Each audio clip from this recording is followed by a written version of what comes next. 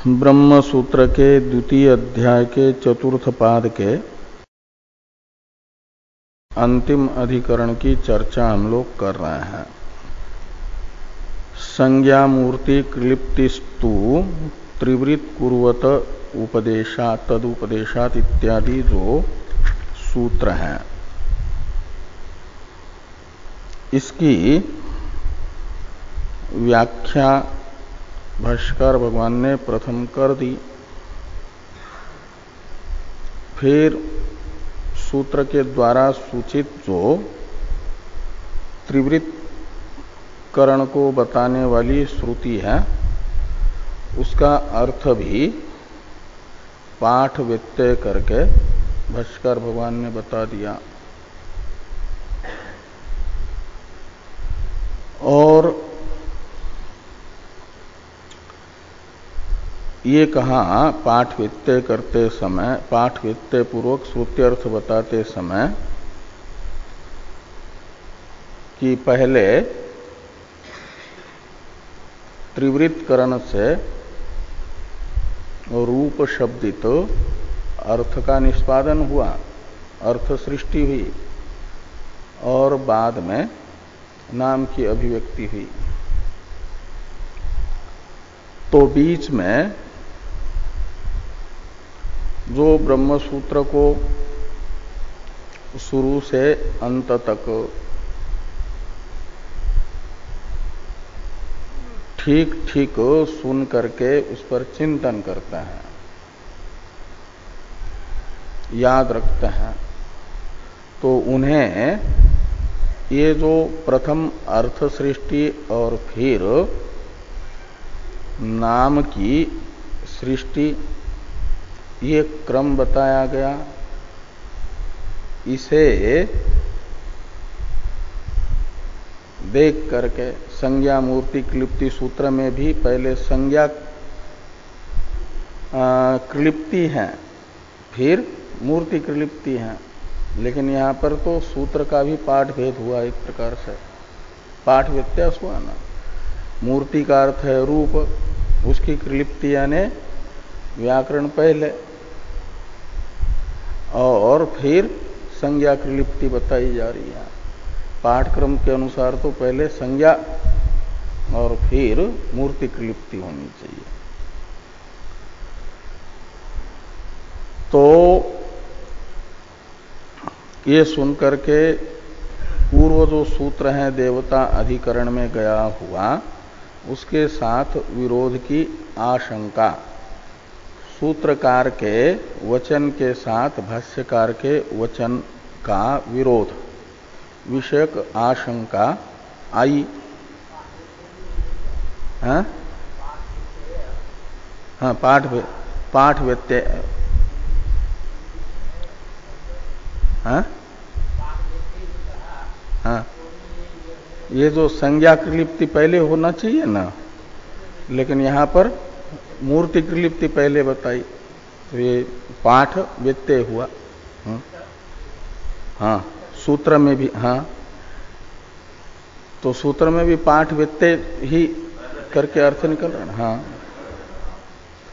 तो ये जो संशय हुआ सूत्रकार के वचन के साथ भाष्यकार के वचन का विरोध विषयक आशंका, उसका टीकाकार ने निराकरण करते हुए कहा कि अतः प्रभवात, ये जो सूत्र हैं भगवान वेद व्यास जी का वचन, वह अनभिव्यक्त नाम से सूक्ष्म अर्थ की अभिव्यक्ति बता रहा है, और भाष्यकार भगवान का जो ये वचन है, अर्थ उपलब्ध होने पर संज्ञा की अभिव्यक्ति करके वह स्थूल अर्थ अभिव्यक्त होने के बाद जो श्रोत्रेंद्रिय ग्राह्य शब्द है, उसका स्थूल अर्थ के साथ संसर्ग अभिव्यक्ति शक्ति ग्रह का क्रम बताया जा रहा है, इसलिए कोई पूर्वापर विरोध नहीं है। यह बात टीका में कल हम लोगों ने देखी थी। अब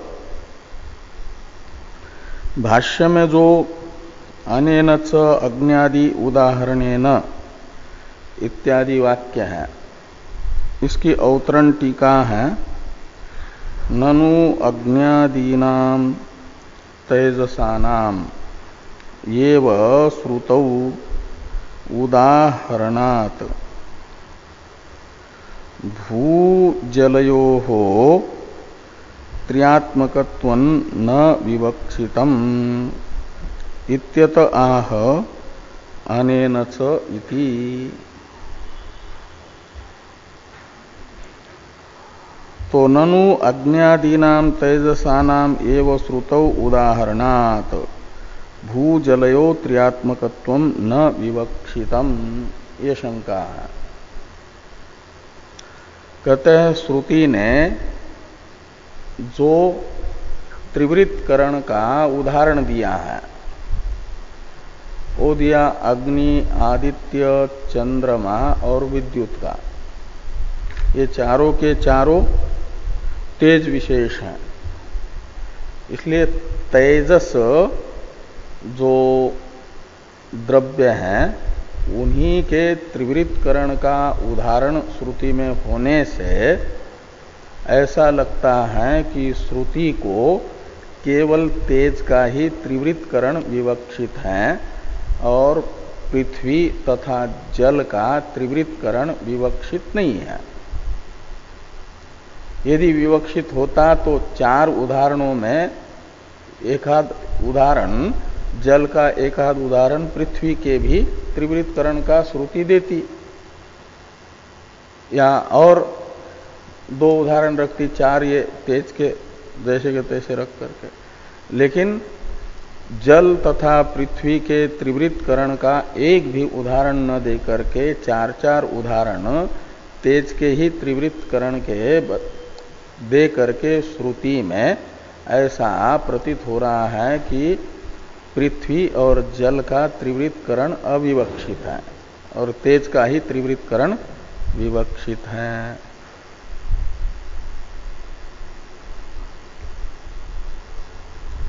ये जो शंका है, इस आशंका का निराकरण करते हुए भाष्यकार भगवान ये वाक्य लिखते हैं अनेन च अज्ञादि उदाहरणेन भौम अंभस तेजसेषु त्रिषु अपि द्रव्येषु अविशेषेण त्रिवृतकरणम उक्तम भवति। कहते हैं ये जो श्रुतिस्थ अग्न्यादि दृष्टांत है, अग्नि, आदित्य, चंद्रमा, विद्युत का, इससे केवल तेज का ही त्रिवृतकरण विवक्षित है ऐसी बात नहीं। ये स्पष्ट होता है कि भौम, अंबस यानी जल तथा तेजस तीनों द्रव्यों का समान रूप से त्रिवृतकरण होता है। ये कैसे ज्ञात होता है? उदाहरण तो तेज के दिए हैं, तो तेज के उदाहरणों से तेज का त्रिवृतकरण उक्त हुआ, ये तो ज्ञात होगा।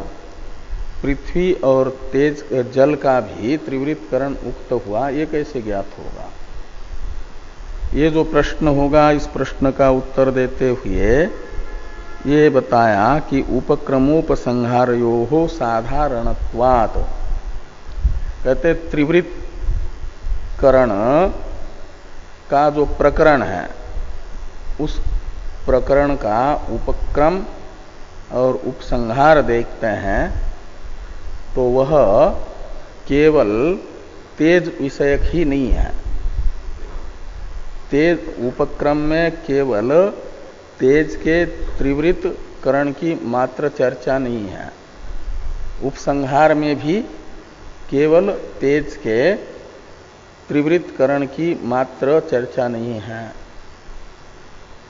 अपितु तीनों भूतों की साधारण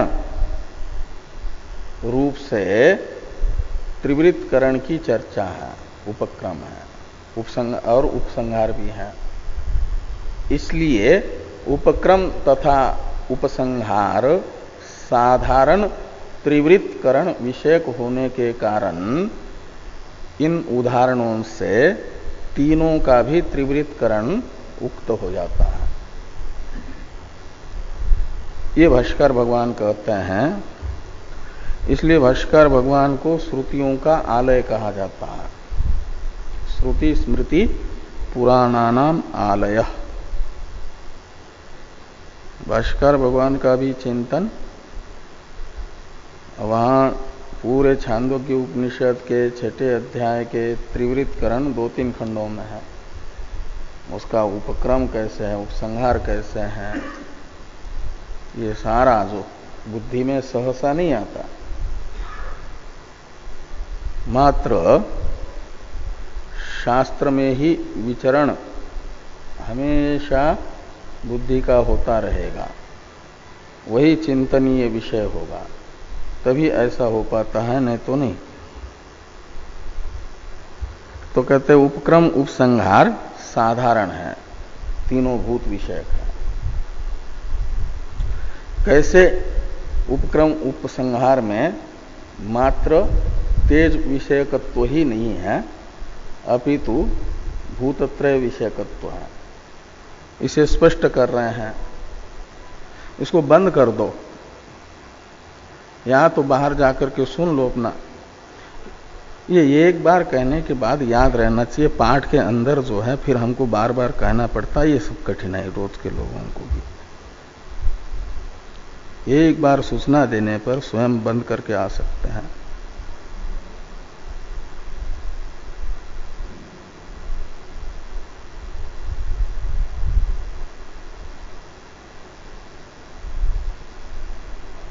तथा ही अविशेषेण एव उपक्रम इमा तीसरो देवता त्रिवृत त्रिवृत एकैका भवति इति। ये उपक्रम है, ये उपसंहार है। क्या नाम, हाँ, ये जो है तथा ही अविशेषण उपक्रम इमा तीसरो देवता त्रिवृत त्रिवृत एकैका भवति इति। ये जो उपक्रम है अविशेषण, इमा तीसरो देवता, तो यहां सामान्य रूप से तीनों भूतों का परामर्शक जो इमम, ये सर्वनाम है, इदम सर्वनाम, प्रथमा का बहुवचन है इदमा इमा। तीसरो देवता शब्द से भी इन तीनों भूतों को लेना है। इमा तीसरो देवता, ये तीनों शब्द तीनों भूतों को बता रहे हैं। तेज, जल, पृथ्वी, तीनों को बताते हैं ये तीनों भूत। और त्रिवृत त्रिवृत एकैका भवति, तो ये जो उपक्रम है तीनों भूत विषयक, और उपसंहार भी तीनों भूत विषयक है। अविशेषेण एवच उपसंहार यदु रोहितम इव अभूत इति तेजस तद्रूपम इत्येवं आदि। और यहां से तो उपसंहार प्रारंभ होता है, जो कपोतादि रूपों में, कपोतादियों के रूपों में ये स्पष्ट नहीं होता, तो वहां पर भी वो तेज का, जल का इत्यादि ही सम्मिलित रूप बता दिया गया है। और यद अभिज्ञातम इव अभूत इति एतासाम एव देवतानाम समास इत्येवं अंत।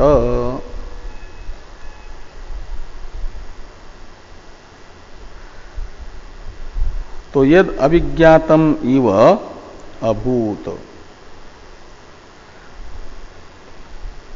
एतासाम एव देवतानाम समासः, इसमें एतासाम देवतानाम ये जो शब्द हैं तीनों भूतों के समान रूप से परामर्शक है। समास शब्द का अर्थ है संघात। तो इन तीनों भूतों के ही अंशों से वो सब बना हुआ है। का मतलब सामान्य रूप से उपसंहार में भी त्रिवृत्करण बताया है तीनों का, उपक्रम में भी तीनों का त्रिवृत्करण बताया है, और उदाहरण तो बीच में भले ही तेज के आ गए, लेकिन वे उदाहरण उपक्रम तथा उपसंहार में चर्चित जो साधारण त्रिवृत्करण है उसको स्पष्ट करने के लिए है। इसलिए इन उदाहरणों से भाष्यकार भगवान ने कहा कि तीनों भूतों का समान रूप से त्रिवृत्करण इन उदाहरणों से स्पष्ट होता है। इस प्रकार ये जो इस अधिकरण के 3 सूत्र हैं, उनमें से प्रथम सूत्र के व्याख्यान रूप भाष्य की चर्चा पूरी हो जाती है। थोड़ी सी टीका है। उपक्रमे तासाम मध्ये इति शेषः, ये जो इमा तिस्रो देवता और त्रिवृत एकैका भवती, इन दोनों के बीच में ये 2 वाक्य है ना, तो वहां थोड़ा से जोड़ना तासाम मध्ये इमा तिस्रो देवता संति या इमा तिस्रो देवता संति, ऐसा जो ये 3 भूत हैं तासाम मध्ये, यानी इन 3 भूतों में से एकैका यानी प्रत्येक भूत त्रिवृत भवती, वो त्रिवृत हो जाता है। वैसा हम समझाते हैं उदाहरण से, ऐसा उद्दालक जी ने श्वेत केतु को वहां पर कहा है, और फिर वो उदाहरण बताए आदित्यादि के।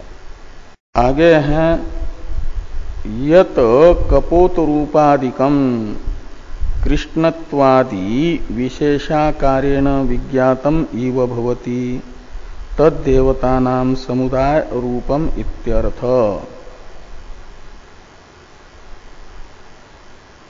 तो यत कपोत रूपादिकम कृष्णत्वादि विशेषाकारेण विज्ञातम इव भवति, तो कपोतादि रूप कृष्णत्वादि विशेष रूप से अविज्ञातम इव भवति, ऐसा होना चाहिए ना।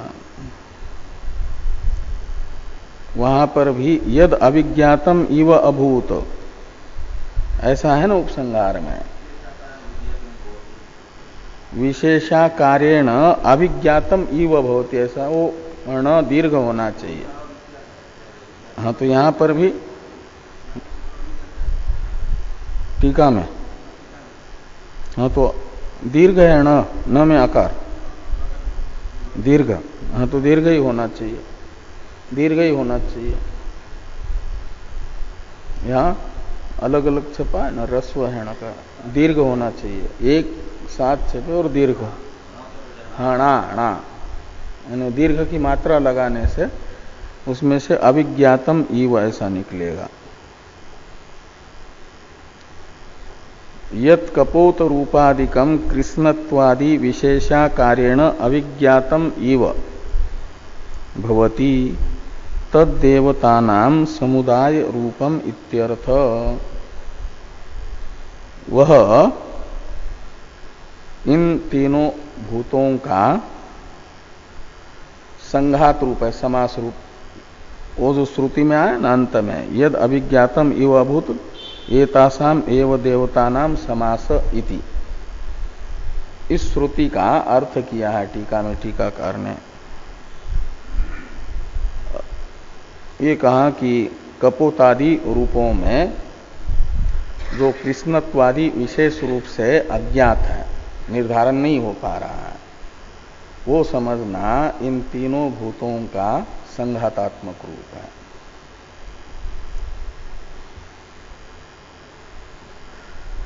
अब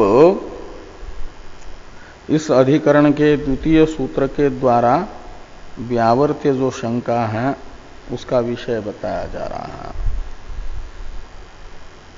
तासाम इत्यादि से, तासाम इत्यादि भाष्य की अवतरण टीका है। बाह्यम त्रिवृत्करणम उक्त्वा आध्यात्मिकम अपरम पूर्वोक्त विलक्षणम वदन उत्तर सूत्रम अवतारयति तासाम इत्यादिना। तो बाह्यम त्रिवृत्करणम उक्त्वा, बाह्य त्रिकरण, ये जो इमा तीसरो देवता इत्यादि त्रिवृत्करण का प्रकरण है, उसमें बाह्य आधिभौतिक जो त्रिवृत्करण है उसे बता दिया प्रथम सूत्र में। वह त्रिवृत्करण पूर्वक स्थूल सृष्टि ईक्षणकर्ता परमेश्वर का ही कार्य है, ये बताते हुए अब आध्यात्मिक त्रिवृत्करण को बताया जा रहा है। और वह आध्यात्मिक त्रिवृत्करण बाह्य आधिभौतिक त्रिवृत्करण से विलक्षण है, इसलिए लिखा पूर्वोक्त विलक्षणम। पूर्वोक्त त्रिवृत्करण है आधिभौतिक बाह्य त्रिवृत्करण, और उससे विलक्षण आध्यात्मिक त्रिवृत्करण को बताया जा रहा है। वह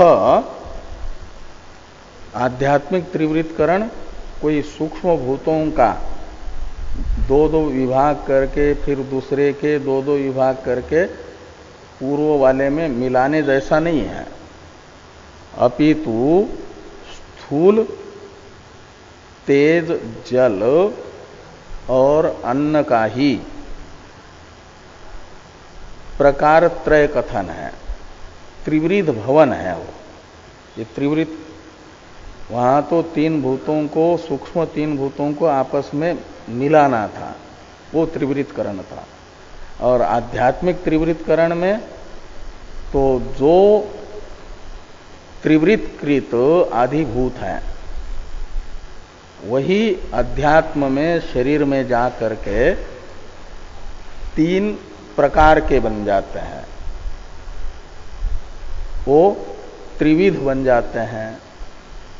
ये बताया जाएगा, ये वैलक्षण्य है वहां पर। वहां तो सूक्ष्म भूतों को आपस में मिला करके त्रिवृत्करण बताया, और आध्यात्मिक त्रिवृत्करण में वो त्रियात्मकत्व है एक एक भूत का। इसलिए टीका में आगे पहले भाष्य को देखिए कि तासाम तिसृणाम देवतानाम बहिस्त्रिवृत्कृतानाम सतीनाम अध्यात्मम अपरम त्रिवृत्करणम उक्तम। इमा तीसरो देवता पुरुषम प्राप्य त्रिवृत त्रिवृत एकैका भवति इति, यानी इत्यादि वाक्य से आध्यात्मिक त्रिवृत्करण बताया है। तो इसमें इमा तीसरो देवता शब्द से लेना है ये जो त्रिवृत्कृत आध्यात्मिक तीनों भूत है, स्थूल भूत है, और वो स्थूल भूत भी ऐसे मिट्टी पत्थर के रूप में विद्यमान नहीं, अपितु पेय तथा भोज्य के रूप में जो परिणत हुए हैं, खाने योग्य अन्न के रूप में। हाँ हाँ, अशितम वही बताया जा रहा है, उसी को बताएंगे। तो स्थूल पृथ्वी भी लेनी है, गेहूं चावल के रूप में बनी हुई, अन्न के रूप में बनी हुई, परिणत हुई। और स्थूल जल लेना है जिसको ठीक से पी सकते हैं, और तेज भी लेना है जिसको खा सकते हैं। तेज को खाने योग्य तेज है घी, तेल, मक्खन, इसको तेज कहते हैं। हाँ हाँ हाँ हाँ हाँ, तो वो तो पचाने वाला है, यहाँ खाया जाने वाला जिसको पचाना है वो इमा तीसरो देवता शब्द से लेना है। तो ये जो आद्य और पेय तीनों भूत हैं, तो इमा तीसरो देवता और पुरुष शब्द से लेना है ये मनुष्य शरीर प्राप्य। तो मनुष्य शरीर को प्राप्त करके भोजन तथा पान क्रिया के माध्यम से भुक्त अन्न, पीत जल और भुक्त तेज, वह शरीर में जाकर के त्रिवृत एक एका भवती। खाया हुआ अन्न भी 3 प्रकार का होता है, खाया हुआ कहो या पिया हुआ तेज कहो वो भी 3 प्रकार का होता है, और पिया हुआ जल भी 3 प्रकार का होता है। उसका 3 प्रकार का होना ही त्रिवृतकरण है।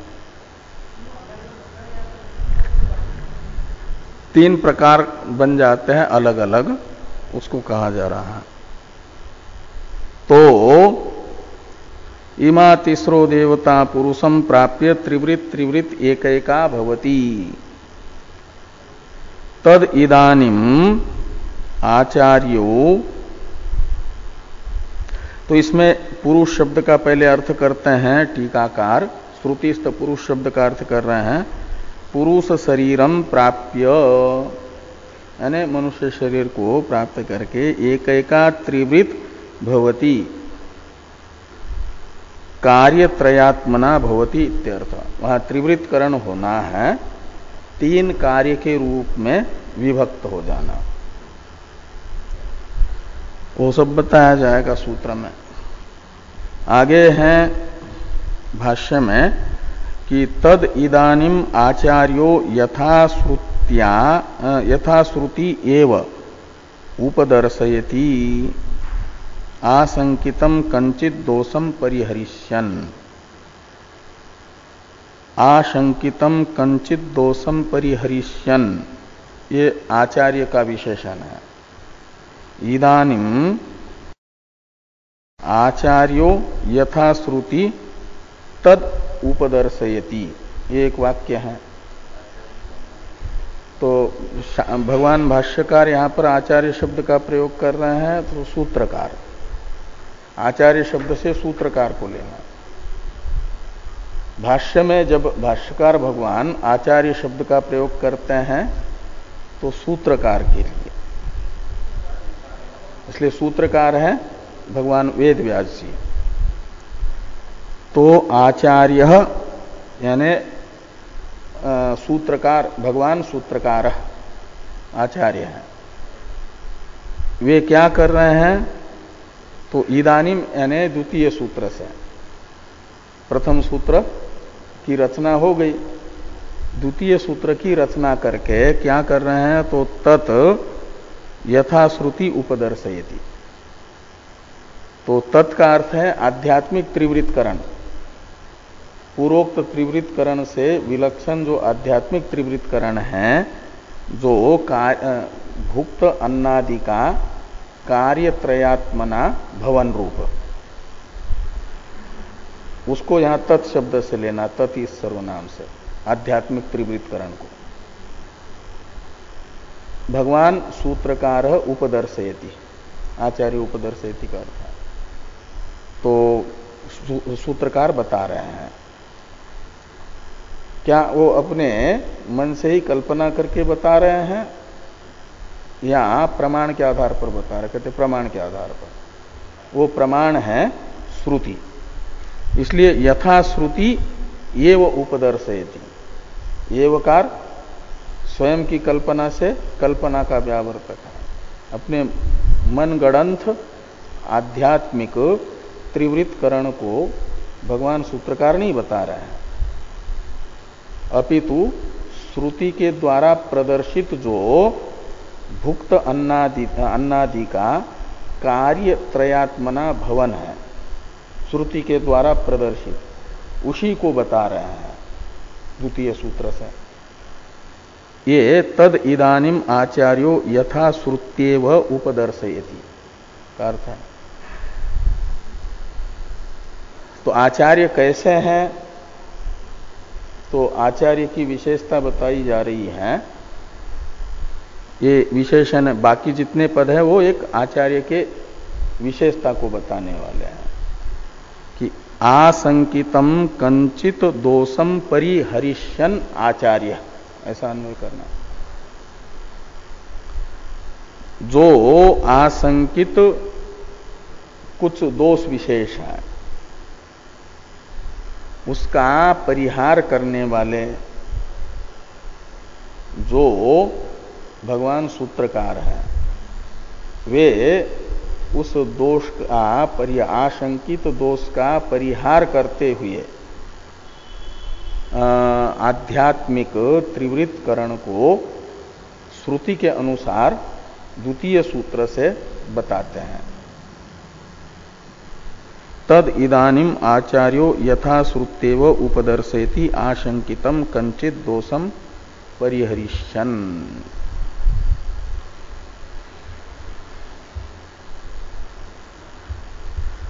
तो द्वितीय सूत्र का इस भाष्य, ये जो भाष्य वाक्य है इसका अर्थ कर रहे हैं टीकाकार। इदानीम शब्द से सूचित द्वितीय सूत्र है, इसलिए एक कहा जा रहा है कि उत्तर सूत्रेण आसंकितम दोषम निरसितुम आदौ शंका विषयम आध्यात्मिक त्रिवृत्करणम दर्शयति इति भाष्यार्थ। तो उत्तर सूत्र से आशंकित दोष का निराकरण करने के लिए प्रथम जो द्वितीय सूत्र के द्वारा व्यावर्त्य दोष है, शंका है, इस शंका के विषय को बताया जा रहा है। जिस विषय में दोष की शंका की जा रही है उस विषय को बता रहे हैं, आध्यात्मिक त्रिवृत्करण को। दर्शयति इति भाष्यार्थ, यानी तद इदानीम आचार्य दर्शयति इत्यादि वाक्य का ये अर्थ निकलेगा।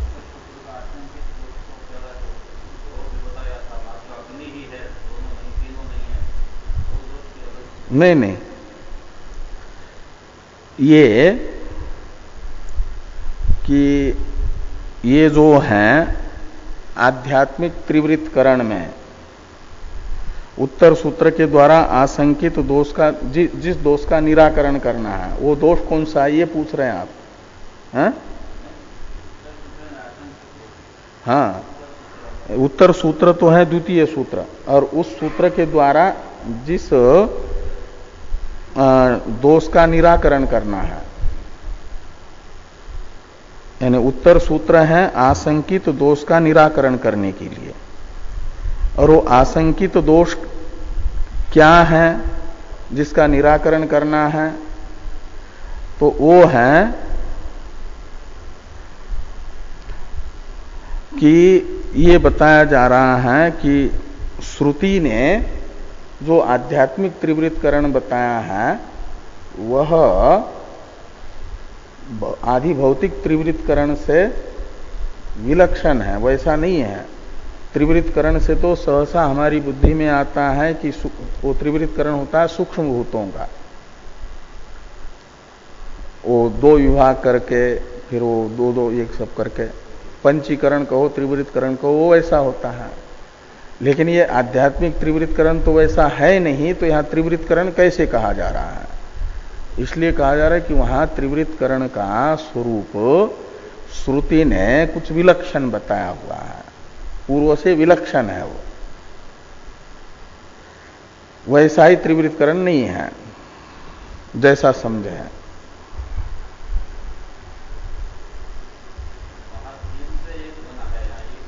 ये 1 से 3, हाँ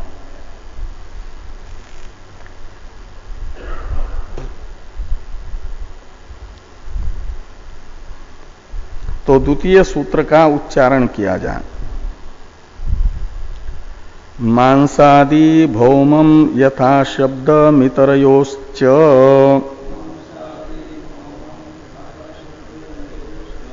मांसादि भौमम यथा शब्द मितरयोश्च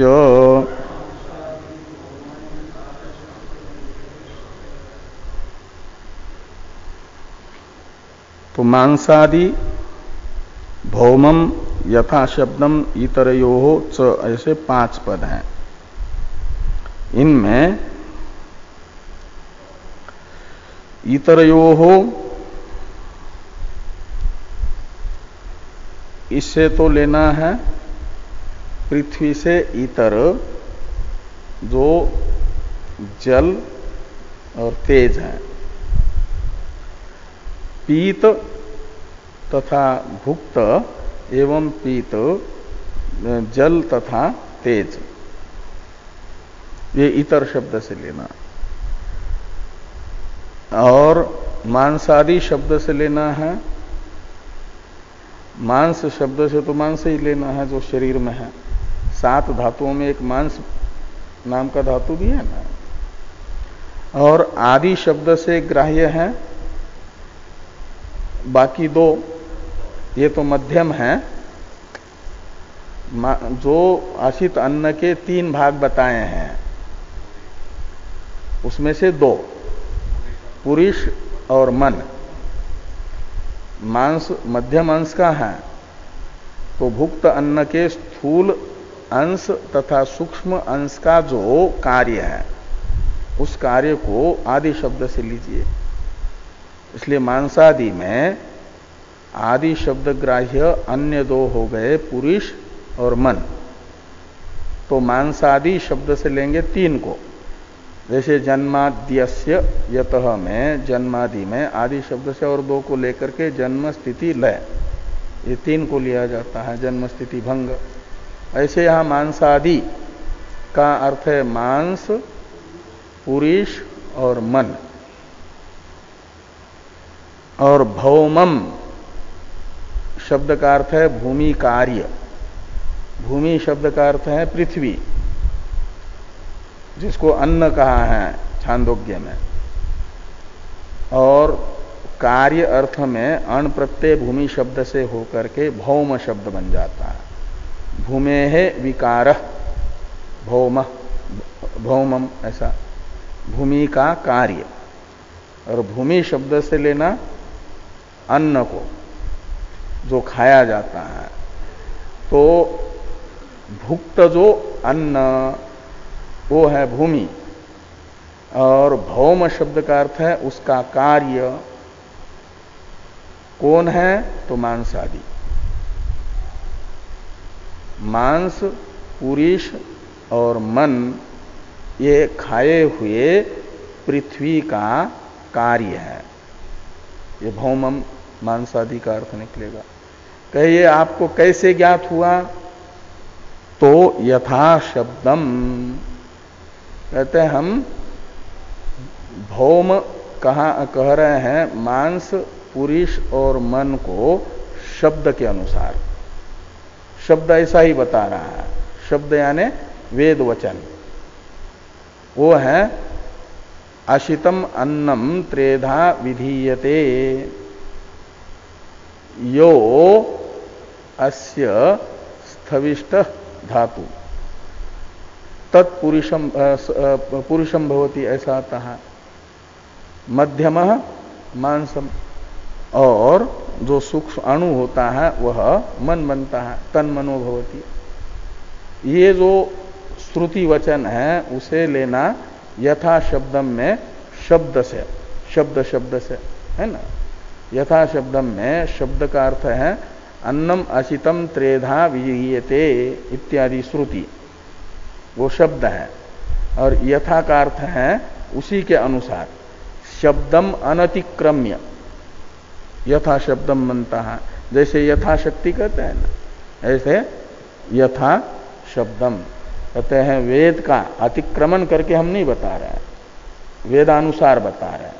श्रुति ने कहा है कि खाए हुए अन्न का 3 विभाग होता है, स्थूल, मध्यम, सूक्ष्म। उसमें से स्थूल जो भाग है उसका कार्य है पुरीष, मध्यम अंश का कार्य है मांस, और जो खाए हुए अन्न का अणु भाग है उसका कार्य है मन। वो मन को पुष्ट करना है। ऐसा आशितम अन्नम त्रेधा विधीयते इत्यादि श्रुति बता रही है, यथा शब्दम का अर्थ है। और इसी श्रुति के अनुसार ये निश्चित होता है कि भुक्त पृथ्वी का कार्य मांसादि त्रय है। मांसादि भौमम यथा शब्दम, तो कहा केवल खाए हुए पृथ्वी से ही तीनों बनते हैं,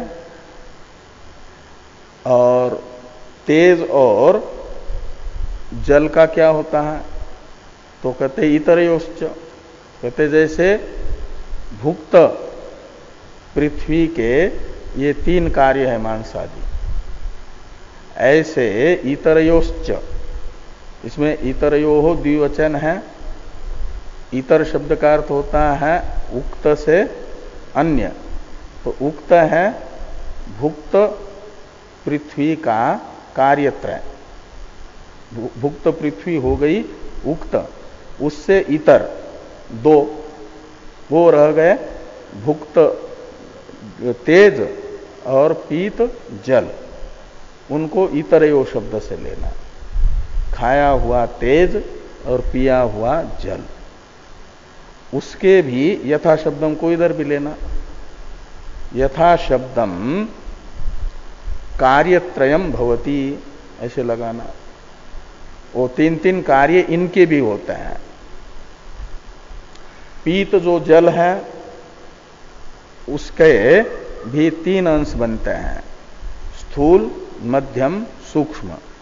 खाए हुए पिए हुए जल के जो 3 अंश बने उसमें से स्थूल अंश मूत्र बन जाता है। मांसादि वहां था, यहां मूत्रादि, ऐसा समझना।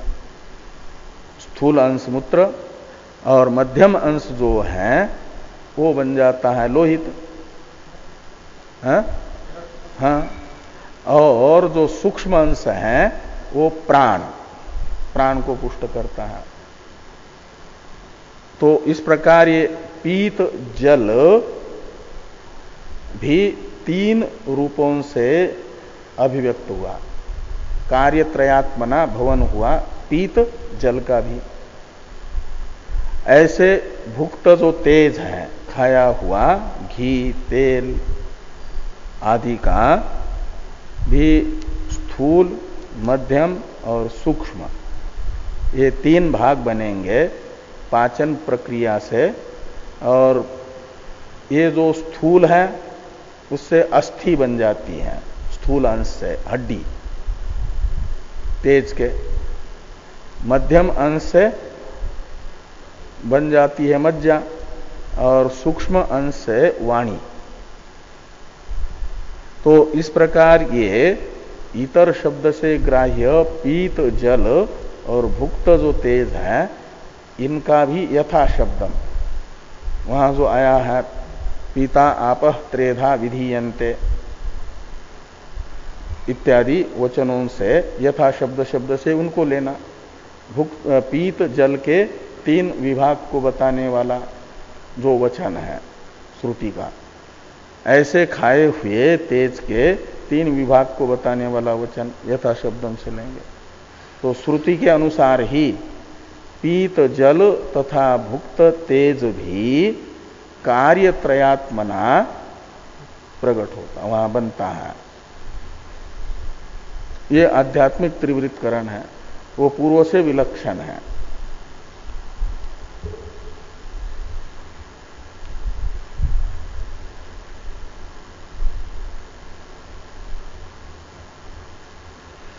तो भाष्य है थोड़ा, भूमे त्रिवृत कृतायाः पुरुषेण उपभुज्यमानाया मांसादि कार्यम यथा शब्दम निष्पद्यते। तो त्रिवृत कृतायाः भूमे, तो जो त्रिवृत कृत भूमि है यानी स्थूल पृथ्वी है, और वो भी अन्नादि रूप से परिणत हुई ऐसा समझना, वही तो पुरुष के द्वारा उपभुज्यमान है, मनुष्यों से उपभुज्यमाना। तो पुरुषेण उपभुज्यमानाया, यह विशेषण बताता है अन्न रूप से परिणत हुई पृथ्वी, उसी का कार्य मांसादि है। मांसादि कार्यम, भौमम का अर्थ कर दिया भूमे है कार्यम, ऐसा अनुय करिए। मांसादि भौमम यानी भूमे है कार्यम। कैसे भूमि का कार्य है मांसादि?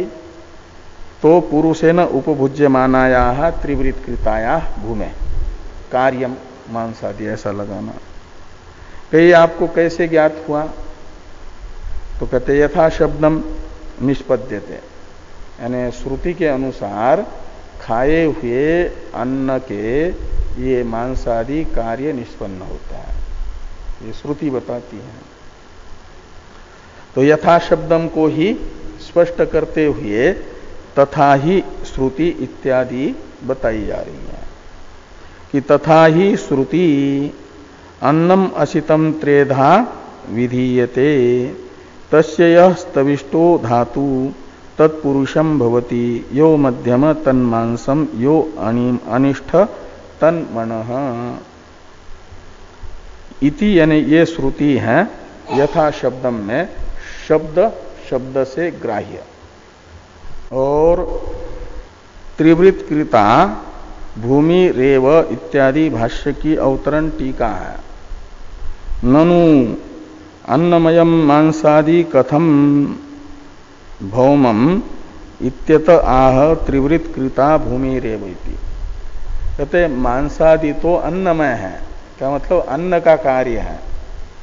मांस पुरुष और मन अन्नमयम ही सौम्य मनः इत्यादि श्रुति मन को अन्न का विकार बता रही है, और वेद व्यास जी भौम कह रहे हैं उसे, तो श्रुति विरुद्ध कह रहे हैं। तो श्रुति मांसादि को अन्नमय कहती है, व्यास जी मांसादि को भौम कह रहे हैं। भौम का अर्थ है भूमि का कार्य, पृथ्वी का कार्य। तो जो अन्नमय है वह भौम कैसे हुआ, ये शंका हुई। तो कहते हैं जो अन्न है वो कोई भूमि से अत्यंत विलक्षण नहीं, भूमि ही अन्न बनी है। ये आगे कह रहे हैं कि भूमि रेव ही त्रिवृत कृता भूमि रेव ऐसा व्रीहि यवादि अन्न रूपेण आद्यते। जो मनुष्य चावल दाल रोटी खाता है वह उस रूप से परिणत हुई पृथ्वी ही खा रहा है। पृथ्वी ही चावल के रूप में परिणत हुई, पृथ्वी ही गेहूं के रूप में परिणत हुई, पृथ्वी दाल के रूप में परिणत हुई, और वही मनुष्य खा लेता है। इसलिए वो पृथ्वी को ही खा रहे हैं, लेकिन एक विशेष कार्य के रूप में परिणत हुई पृथ्वी को खाया जाता है। पत्थर को थोड़ा ही खाया जाएगा, वो नहीं खाया जा सकता।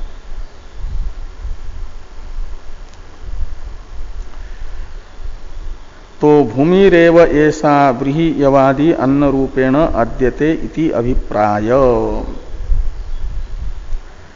आगे हैं तस्याश्च स्थविष्ठम रूपम। अब मांसादि की व्याख्या है, यथा शब्दम की व्याख्या हो गई, और भौमम पद के विषय में जो शंका थी सूत्र में प्रयुक्त भौम पद विषयक शंका, उसका भी निराकरण हुआ।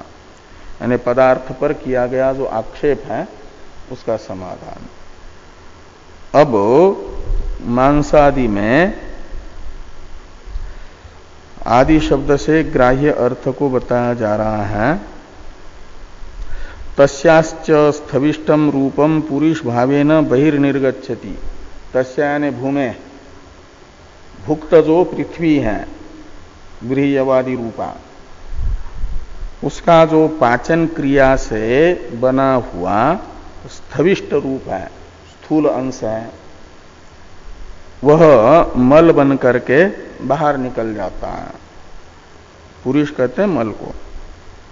और मध्यमम आध्यात्मम मांसम वर्धयति, और खाए हुए अन्न का जो पाचन क्रिया से मध्यम अंश बना वह शरीरस्थ मांस को पुष्ट करता है, संवर्धित करता है।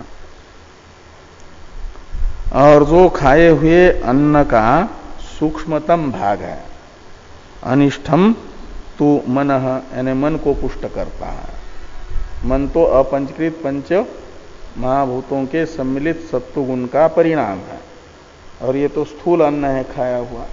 उसका जो सूक्ष्म भाग है वह जो अपंचकृत पंच महाभूतों के सम्मिलित सत्व गुण के परिणाम के रूप में विद्यमान मन है, उसको पुष्ट करता है। जैसे अंकुरित कोई पौध होता है, बीज अंकुरित हो जाता है, उसका अंकुर बना और उसमें जल देते हैं, खाद देते हैं, तो बीज ही अंकुरित हुआ है। अंकुरित हुए बीज को वो पुष्ट करता है, अंकुर को पुष्ट करता है। ऐसे ये पुष्ट करता है।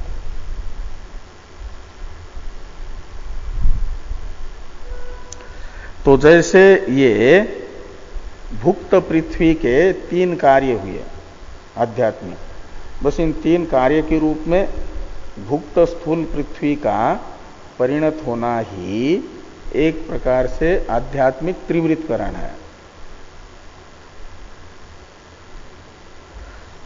अब इतरयोश्च यथा शब्दम इतरयोश्च, ये जो अवशिष्ट 3 पद हैं, यथा शब्द का तो दोनों के साथ अन्वय था, पूर्व के साथ भी है, इधर भी।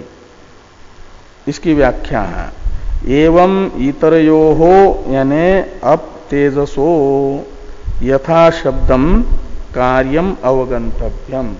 जैसे भुक्त पृथ्वी का श्रुति ने बताया जो कार्य है वही हमने समझा 3, ऐसे पीत जल तथा भुक्त तेज के भी जैसा श्रुति कार्य बताती है स्थूल अंश का, सूक्ष्म मध्यम अंश का और सूक्ष्म अंश का, वैसा ही समझ ले।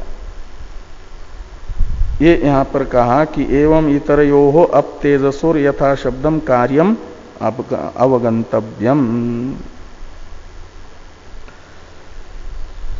एवं मूत्रम लोहितम प्राणश्च अपाम कार्यम। ये 3 है मूत्रादि, लोहित यानी रक्त और प्राण।